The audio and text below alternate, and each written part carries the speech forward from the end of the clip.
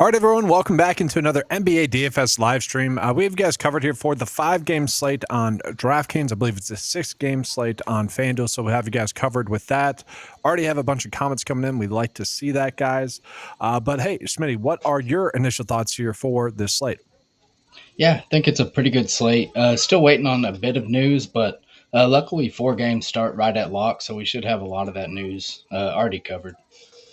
Yeah, and actually the first game that I kind of want to cover is going to be the Boston versus Cleveland game, which thankfully we got a lot of news already for that game. So let's go ahead and start there. So let's start with Boston.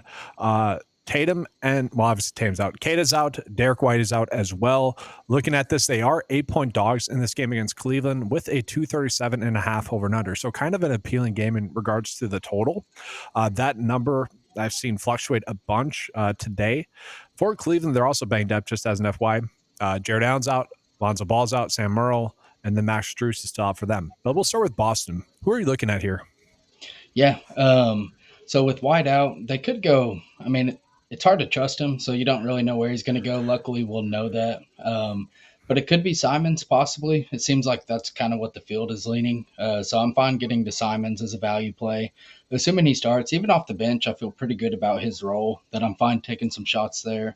And then you kind of have like the secondary pieces like a Walsh, Minot that could see increased minutes. I trust Walsh's minutes a little bit more, but you could take GPP shots on either at their prices.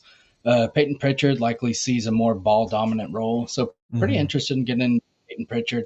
The ownership's already there, so not a huge surprise. And then Jaylen Brown, of course, is going to look better with no White out there. Just kind of helps him. And then the center situation's kind of a mess. Normally they would go small, but against Cleveland, it's pretty hard to do that. So I don't see anyone as a priority when it comes to their bigs, but I do think you could take shots on like a Luka Garza.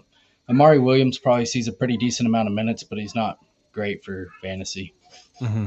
What about Josh Minott? Kind of with that same thought process there, specifically for DraftKings. He's only 3.4. He is getting a lot of ownership, I think, because of that logic. Projected for 20 minutes, a decent DK value, horrible FanDuel play. Is he anyone you're looking at just kind of because Cleveland, even with Jared Allen out, they do kind of run a little bit bigger? Yeah, I'm fine with getting to some of him. Kind of a big body. They're going to need him out there, probably more minutes than he normally plays. So I'm fine with it. I don't see him as a priority play, but a play you can mix in for sure. Is there a cap of how many Boston players you want? Because I would say I want to get to at least 2, and then I kind of want to try to get to one of these other questionable plays, whether that be Walsh, Simons, Garza, Hauser. Like I kind of want to get to one of those. Even Baylor, Schreierman, he's kind of appealing on DraftKings being shooting guard, small forward eligible. Would you consider capping like it to 4 or getting to at least 2? Are you doing anything like that, or is it just if it happens, it happens? I'm not. I think I'd be pretty comfortable with like 3 on DraftKings. FanDuel, I think 3 probably as well. I don't think I'd want 4 on FanDuel with the bigger slate, but DraftKings, I'm fine with 3. And then if it comes to like some of the cheaper guys, I'd probably be okay with 4. Like if you don't have Brown and you have Pritchard and a few of the cheap guys, I feel pretty good about that. Yeah, I gotcha. That makes sense. I do want to just talk about Simons a little bit more. It's weird. He does get the most minutes with both Kata and Derek White off the court. His usage is about 22.6%. Only scores 23.4 DFS points per 36, which would be enough, I would say, at this price. But I would have thought it like coming into the season, if we were getting this spot, I would have thought it'd been like, oh, he's 4.6 with Derek White out. Like, let's just load up on this. So I don't think it's foolproof. I think the 29% could end up being a little bit too high there for me. But that being said, it wouldn't be shocking to see him like get more minutes than we have projected to get and break the slate. Yeah, I feel the same. Yeah, it's been kind of weird. He was like everyone thought he was going to be the de facto starter, like over Pritchard, and then they've been going with Pritchard, and Simons has just kind of been almost irrelevant. Like he's played the minutes, but the production just really hasn't been there. Yeah, I like Pritchard the most for Boston as a price point play. I think he has the best chance to kind of exceed that today. But it's funny, if he doesn't, it probably would be because Simons is going off. There's kind of a little bit of a correlation there. Yep. All right, so we'll jump on into Cleveland here. So for the Cavs, yes, they are going to be without LaMelo Ball and Jared Allen. Those are kind of the two biggest pieces, I would say. But yes, Craig Porter questionable, Merle out, and Max Strus also out. We are getting a decent amount of ownership on DraftKings here. What are your initial thoughts here for Cleveland?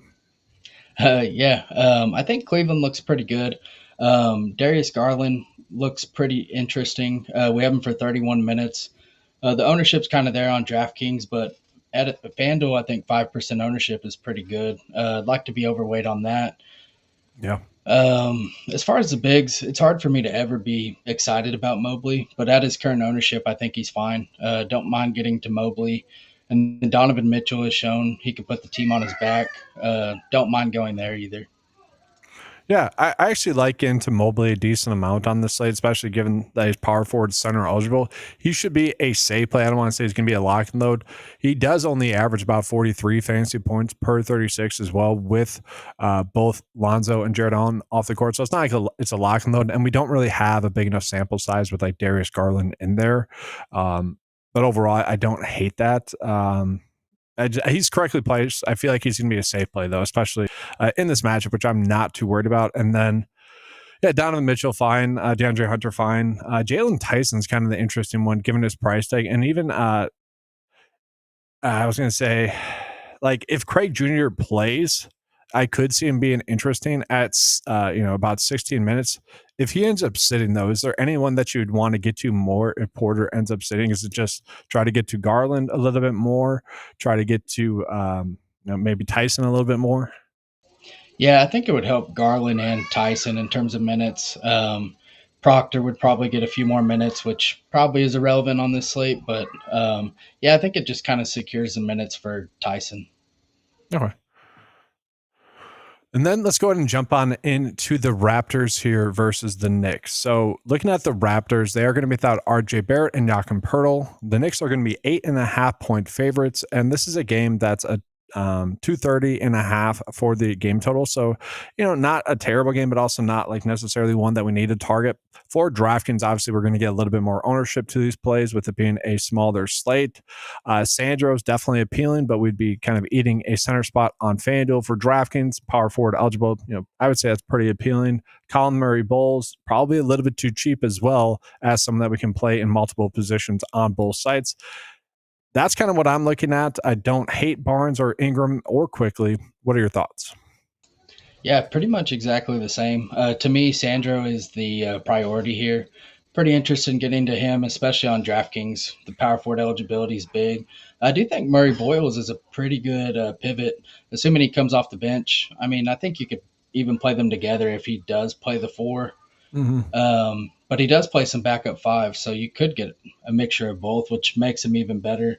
We only have him for 20 minutes. It's possible he sees a few more. So pretty interested in that at only 4% on DraftKings.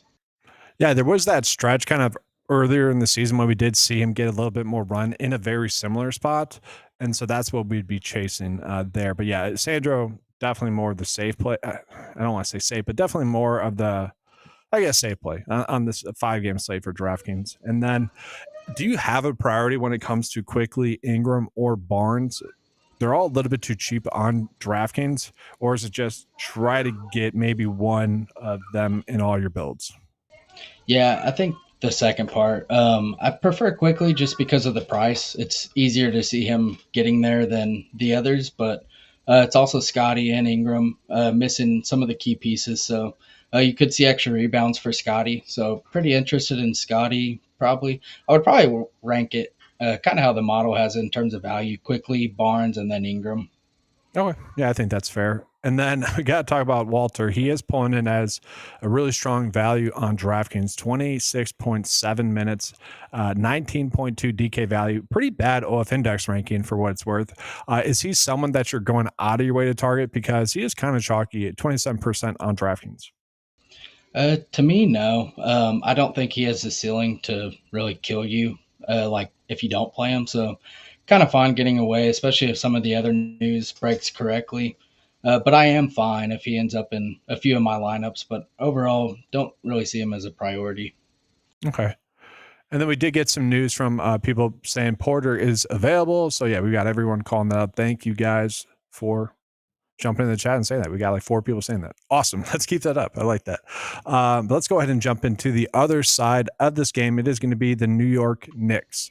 So with the Knicks, they're going to be without OG and Shamit. Not really much there for them. So we kind of know, I guess, who to target in the spot. A little bit of Brunson, a little bit of Cat, a little bit of a lot of people are getting to Miles McBride, actually, price tag wise, point guard, shooting guard wise. Not too much ownership, though, which is kind of interesting given the matchup here with the Raptors, where they are 8.5-point favorites. Yeah, I think this is a pretty interesting spot to target. We're probably going to have a Raptor, maybe two. So why not play a Nick? Josh Hart's actually been on a tear too. On FanDuel, like his price quite a bit, multi-positional eligibility. But pretty much any of the starting Knicks, I think, are all really solid plays. Bridge is probably the lowest on the totem pole for me, but Hart, Brunson, McBride, and Cat, I think, are all pretty solid GPP plays. Yeah, I agree. And to kind of echo what you just said, yeah, if we're going to play someone from Toronto, at least, we probably want to get to at least one New York Knicks player here on the slate. So I don't mind that. Jordan Clarkson, any love for him? I mean, 21 minutes. I know the data doesn't love him, but he's pretty cheap on FanDuel there at 3.9. Just probably not worth it. Yeah, he's really cheap on FanDuel. I think he could at least be in your pool. Kind of same with Mitchell Robinson on DraftKings. Even 20 minutes of Mitchell Robinson, he can get 20 rebounds. That's just kind of how he is. Yeah, and it is an 8.5-point spread. That's kind of why I'm bringing that up. Maybe it ends up being a little bit more than that. Maybe there's some blowout run there. Yeah, I could see that. All right, so we'll go into the Hawks versus the Sixers here. So this game is actually projected to stay close here. So it's a 1.5-point spread, I believe. 3. It's jumped to 3 now, with the game total being at 233.5. So kind of an appealing game. At least we kind of know it's expected to stay close. For the Hawks, Toppin is out, Young is out, and then also Porzingis is out. So we're not getting, I would say, any egregious ownerships. We are seeing Jalen Johnson, pretty high price, but pretty chalky as well. And then Anika Agankwu also, I would say, properly priced, but getting a lot of chalky as well. Yeah. Jalen Johnson, someone I've been jamming in ever since Hart was out. And then I think it was last slate, I kind of got off him a little bit because there were some pivots to him, and then he killed me. So I do think he's a pretty good play. Going against Philly, one of the more competitive games on the slate. He's going to be needed. It's basically him and Na are a lot of their offense. So pretty interested in both of them. Nickeil Alexander-Walker's been better. He's kind of been back to his old ways in terms of scoring. So them two I'm pretty interested in. Risache, always in play in tournaments too. He can get hot and can get more minutes if he's playing well. And then Okongwu, one of the higher owned plays here with Porzingis out. I'm fine getting there too. Power forward eligibility on FanDuel is pretty big. I know he has a ceiling to kind of go off and be in the GPP winning lineup, and I don't want to miss out on that, but I do feel like he's a little bit too high owned, being kind of, he's center eligible only, right? On both. Oh, FanDuel, he's power forward as well. I guess that makes sense on FanDuel, but for DraftKings, I feel like he's a little bit too high owned for kind of his baseline, which I think is around 30 or so DFS points. Rather, I get the ceiling that he has. We see 62 points there, 41. I get that, but I'm worried that he might be a little bit too chalky. Yeah, I could see that. And then the tough part about really this game for me is the other side of this game, which is Philly, who's going to be potentially without Andre Drummond and Joel Embiid. But the fact that both of them are questionable kind of, to me, suggests that one of them would play. I don't know if we've gotten any more news on that. And the VJ Edgecombe is also currently questionable. Kelly Oubre is still out. Now, we do have Embiid and also Andre Drummond projected 4 minutes, so that's always a good sign. And Embiid was upgraded to questionable as well as the day has progressed. So I guess, how are you approaching the Sixers? It is nice that this game starts at the same time as the other games, but how are you approaching here? Yeah, it's pretty tough until we know if they're both in. Not too interested in either. If Embiid's out and Drummond's in, then I have interest in Drummond, but don't really have interest in Embiid either way. But it does kind of affect the secondary pieces. So like Drummond will be better, Maxi's usage will be better. Plus, Paul Paul George, which don't really matter on the slate, but it kind of helps all the secondary guys as well. Yeah. I hope we get this news before we finish the video, just so we can kind of come back to it, because it is tough to break it down right now. Let's just say everyone is good to go. Is there any plays that you would view as like good plays? I know the ownership's not there. I would kind of assume that's why. But like Edge come at 6K, if he is in, I don't hate that, but like it does feel like the ownership is kind of correct if everyone's active. Yeah, I think it's kind of correct. Don't mind getting to Maxi, one of the higher ceiling plays on the slate. And then also Grimes would be worth mixing in. 2% on FanDuel at 6,200 seems pretty reasonable. Would if Edgecombe does end up staying, would he be someone you're trying to go out of your way to target, or is it still just like if you can, but not like a must play? If Edgecombe sits, I think Grimes will look a lot better. We probably see his ownership come up, but I think he'd be a play I'd be trying to get to.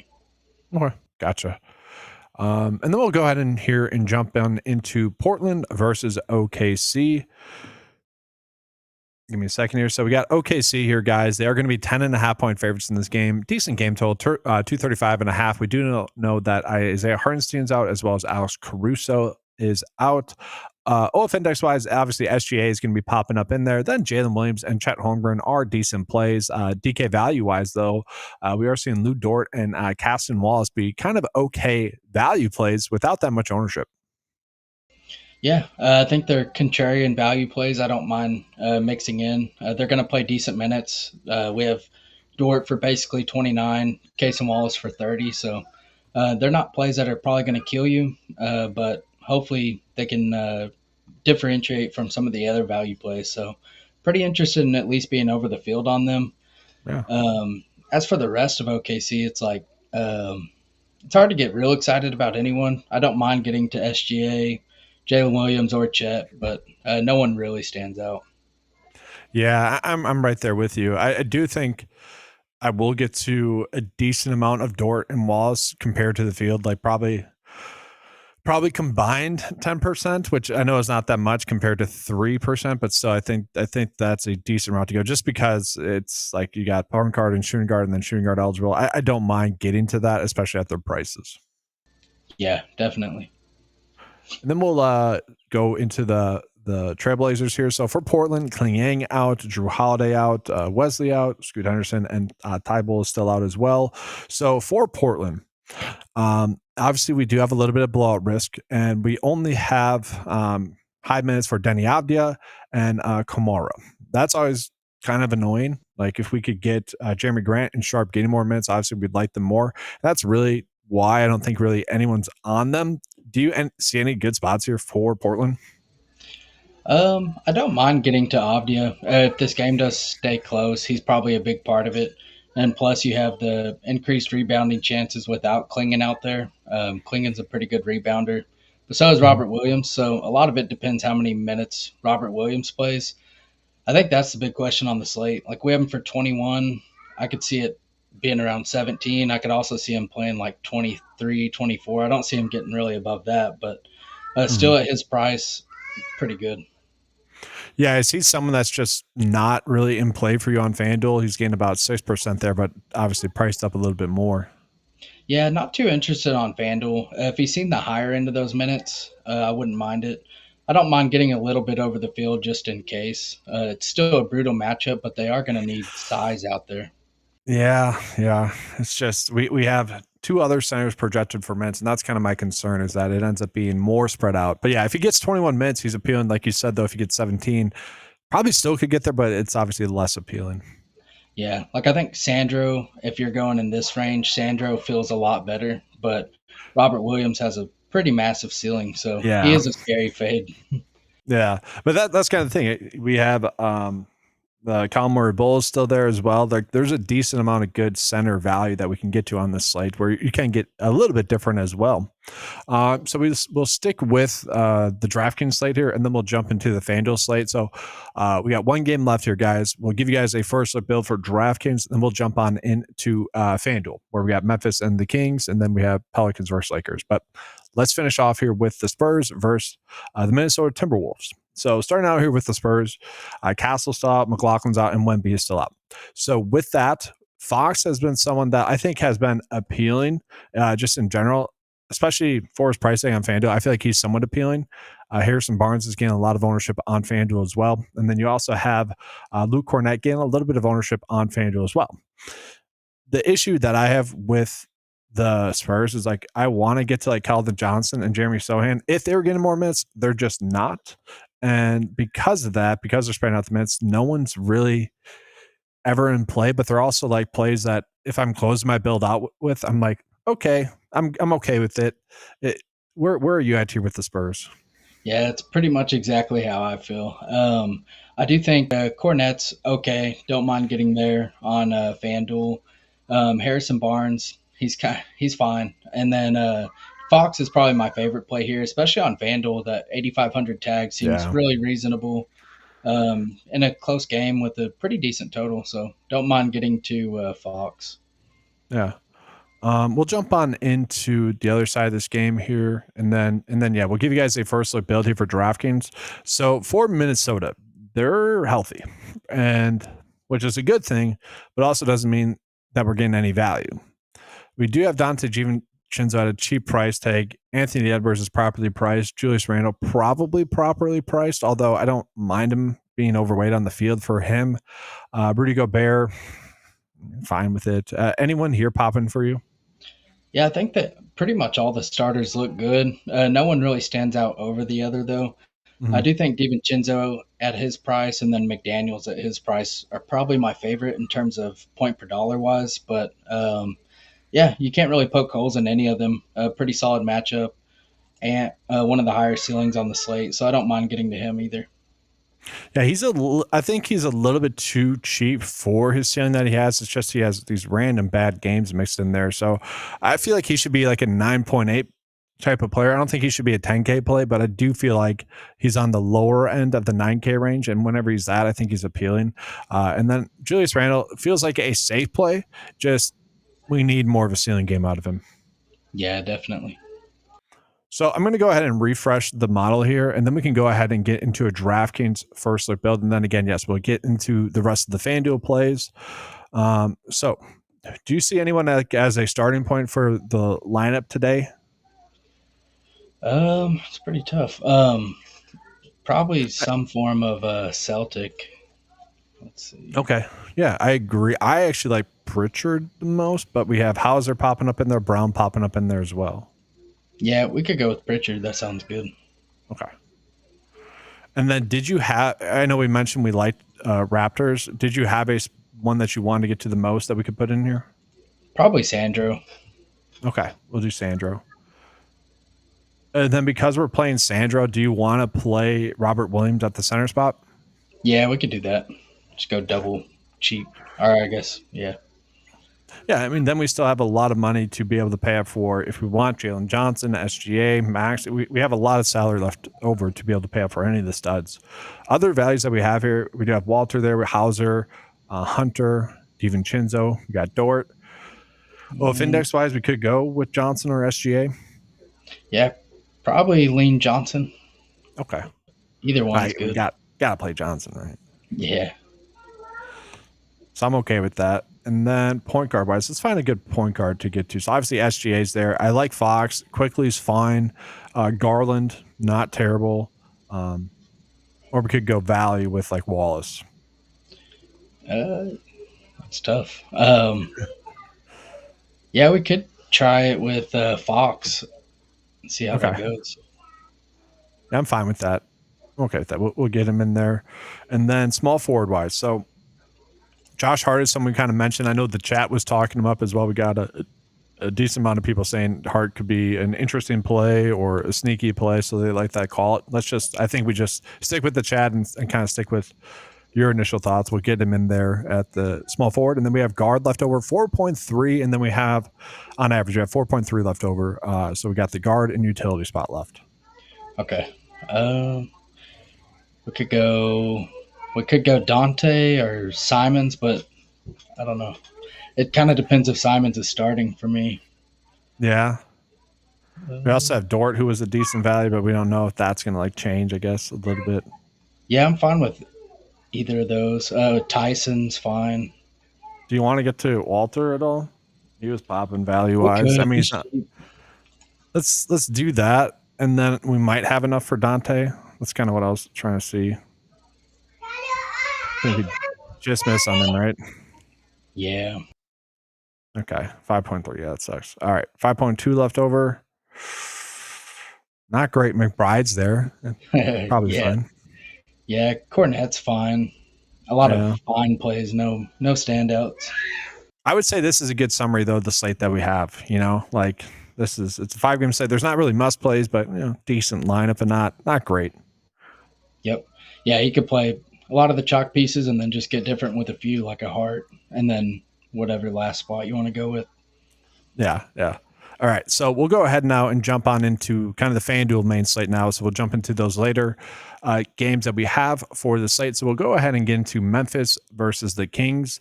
Let's start out with the Kings. So it is interesting. We do have a Schroeder that could end up being active in this game. He is currently questionable. If he plays, that obviously makes Westbrook, DeRozan, Levine all not as good options, even Malik Monk as well. I'm leaning towards him playing, and because I don't think we're getting that much ownership. Like DeMar is too cheap on FanDuel as price tag. Do you see anyone as like a great play as it currently sits? No, don't see any great plays. I've been riding the Keegan Murray train. They priced him Yeah. up a little bit, but I'm still interested in getting over the 4% on FanDuel. Probably my favorite play. And then after that, it's just kind of a lot of average plays, I would say. Yeah, I don't mind the riding the hot hand there with him if he like lets you down kind of a well, because if he continues to stay hot, he's too cheap, Yep. Yeah, he's been putting up 50 basically every game. That's crazy. And it's a close game as well. Like we talked about a lot of games that have some blowout risk, and this is a close game. So kind of appealing there. Not the highest game total, 233. Yeah. Yeah. And then Precious is still seeing decent minutes off the bench. Fine getting to him as a value with power forward eligibility. But like we said, no real standouts, but some guys you could definitely play. And then we'll jump on into Memphis. So Memphis still Memphis, still banged up. A little bit healthier though. We have Edey projected for 30 minutes. That makes him appealing. Jaren Jackson about 31 minutes. That kind of makes him appealing. And then Coward as well, almost 30 minutes. And then Jalen Wells about 29 minutes. So I bring that up because obviously they are spreading out the minutes, which we don't love. But FanDuel value wise, a decent amount of them are popping up. You get into any of these plays? Yeah, I do think Edie's a pretty good center play. There's a lot of good centers on this on this slate, so it makes it tough. But I think he looks good. Coward too cheap on FanDuel, so I like him as well. And then Vince Williams is fine. 6,100, an okay price. I don't mind him in tournaments. Them three are probably my favorite. Jaren Jackson, whatever. I'll keep fading him, and he'll kill me every once in a while.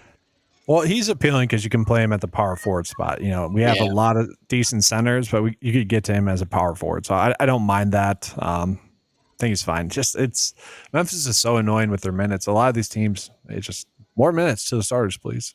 Yep. All right, so we get into the game that probably some people were waiting on, which is going to be the Pelicans versus the Lakers. We got a decent amount of comments. Someone was saying, Derek, and let me see if I can pull this one up. It was like, Derek Queen's a strong play with Zion out. Yeah, I seen that. Trying to keep my composure. Yeah, so let's start there. Derek Queen, is he a must play at 13% projected for 29 minutes? Wouldn't say he's a must, but really strong play.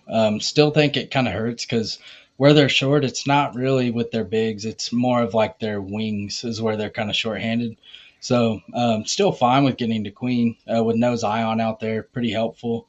So yeah, I like him. 14% seems a little too low, especially for the ceiling that he showed us. Yeah. I don't. The issue is that I also like Yusuf there as well, but he's center eligibility only, and I wouldn't mind the idea of like trying to get to like one of them and like let's say 30% of the builds, so that way like we're overweight on both of them. But it's the fact that we can get Queen as a power forward and then Yusuf is center eligibility that kind of ruins that plan. Just obviously hoping that like maybe Queen gets into foul trouble or vice versa. Like I wouldn't mind that approach. It's just we can't do that, obviously. Yep. Yeah, it's pretty tough. Sadiq Bey has been playing really well. I like going back there. I think Bey's one of the stronger plays, and he's actually one of the lower owned plays. So I like Bey. I'm right there with you. Just with Murphy out as well, like he should shoot a lot. It's just whether or not he's making his shots. His per 36 shot attempts with like those two players off the court, with Murphy and Zion off the court, is 16.3, which isn't a lot, but he is averaging about 32 fantasy points per 36 with him off the court, which as price tag to me, I feel like he's a strong play. He should be a safe play. Yeah, definitely. Do you worry about the blowout though, like minutes wise? Because we do have him projected for 35 minutes. Does that seem pretty secure for him?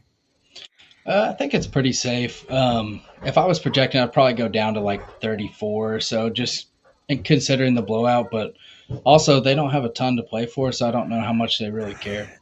Yeah, exactly. And then we got to talk about the chalk here. So we do have Bryce McGowan's as pretty chalky, and then Fears pretty chalky as well. Any thoughts there?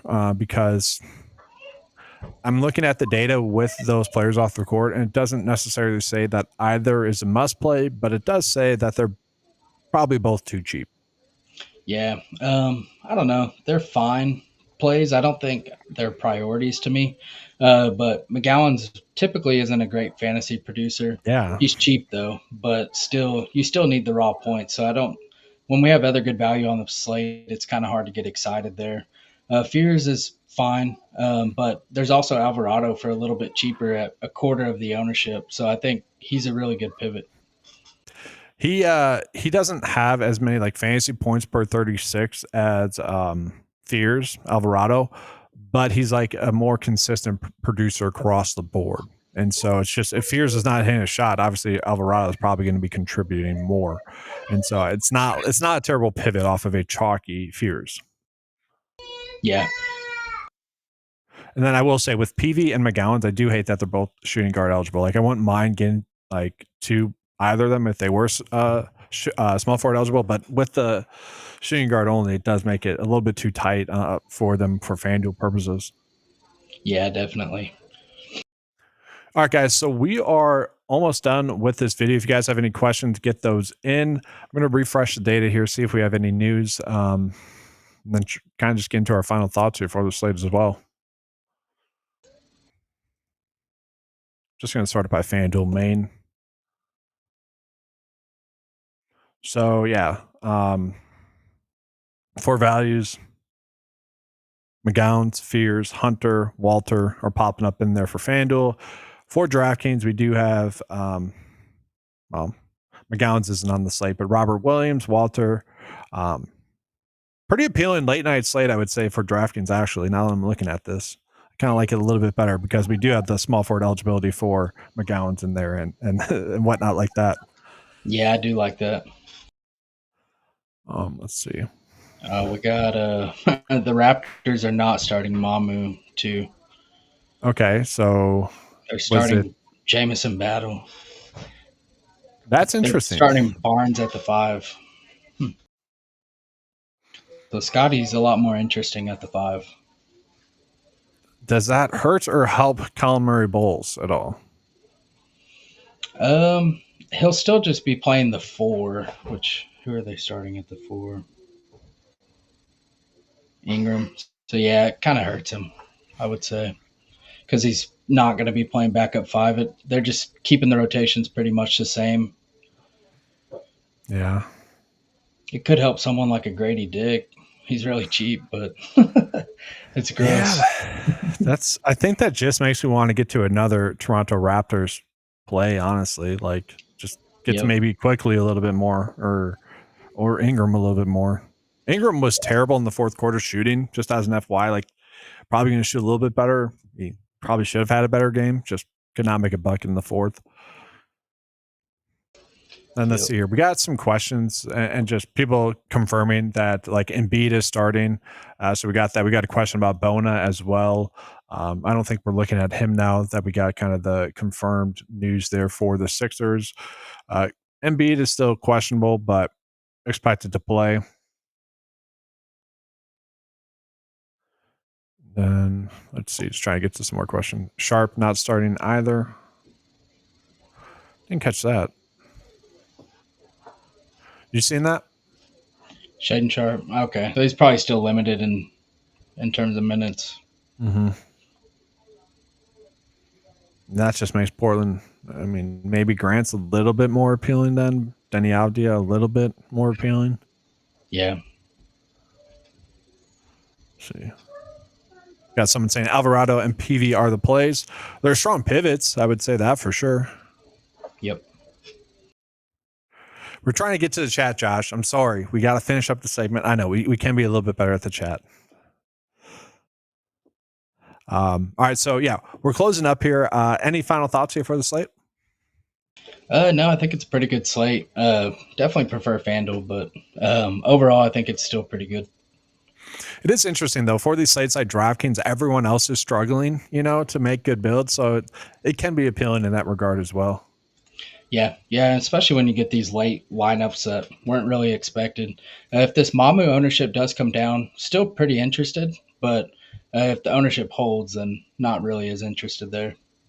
And I will say as well, just as a dad, I like the DraftKings slate a little bit more. All the games basically locking at the same time makes the night a little bit easier. Yeah, that's true. All right, guys. So that's going to do it for this video. We do have the NFL live stream starting at the top of the hour. So be on the lookout for that, guys. Appreciate you guys being here. We'll see you on the next NBA DFS live stream. Good luck tonight.